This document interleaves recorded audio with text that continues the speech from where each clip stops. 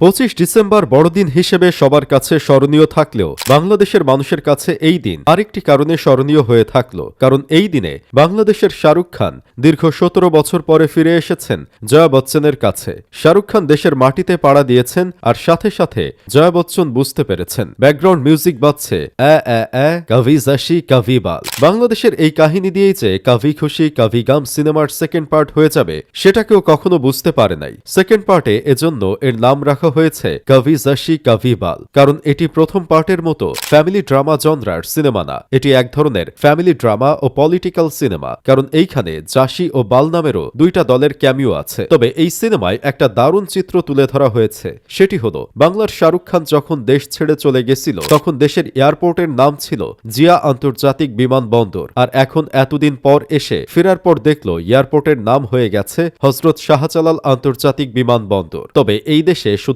নামটাই পরিবর্তন হয়েছে, কিন্তু সিস্টেম সেই আগের মতোই আছে। তাই কাভি জাসি কাভি বাল সিনেমার সেকেন্ড পার্টে বাংলার শাহরুখ খান এসেছে দেশের সিস্টেম পরিবর্তন করতে, কারণ এখন থেকে আর কেউ যেন এই দেশে এসে বলতে না পারে আই কিওর সিস্টেম। একটা জিনিস জানলে অবাক হবেন যে এই সিনেমায় বাংলার শাহরুখ খানের একটা বিড়াল আছে। দেশের জেনজি পোলাপান বাংলার শাহরুখ খানকে নিয়ে যতটা আগ্রহ না দেখিয়েছে তার বেশি আগ্রহ দেখিয়েছে তার বিড়ালকে নিয়ে। বিড়ালের আপডেট না পাওয়া পর্যন্ত তো পোলাপান ক্ষান্ত হতে পারে নাই। অনেকে তো বলাবলি শুরু করে দেয় আমরা শাহরুখ খানের বিড়ালকেই প্রধানমন্ত্রী হিসেবে দেখতে চাই। এইটা কোনো কথা?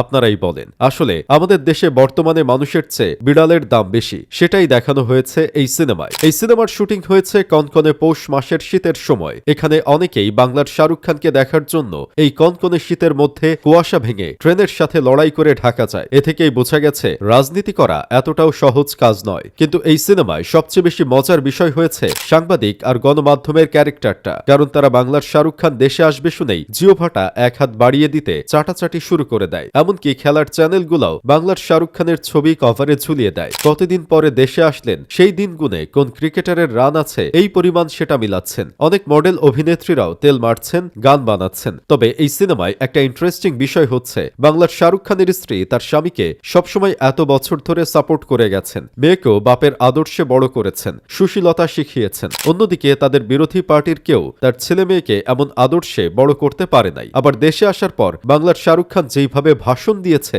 সেই ভাষণ দেখেও সবাই খুশি হয়। সিনেমার শেষে একটা টুইস্ট দেখানো হয়েছে, সেটি হলো চায় স্টলে কিছু মানুষ বলাবলি করে ইউসুফ সরকার যখন দেশে আইছিল তখন তার ভাষণও ভালো লাগছিল। পরে দেখি এই লোকটা খালি ভাষণই দেয়, কামের কাম কিছুই করে না, কিছু কইলেই রা করে বসে থাকে, চলে যাওয়ার ভয় দেখায়। এই টুইস্ট দেখে মনে হয়েছে কাভি জাসি কাভি বাল সিনেমার আরো পার্ট দেখা যেতে পারে।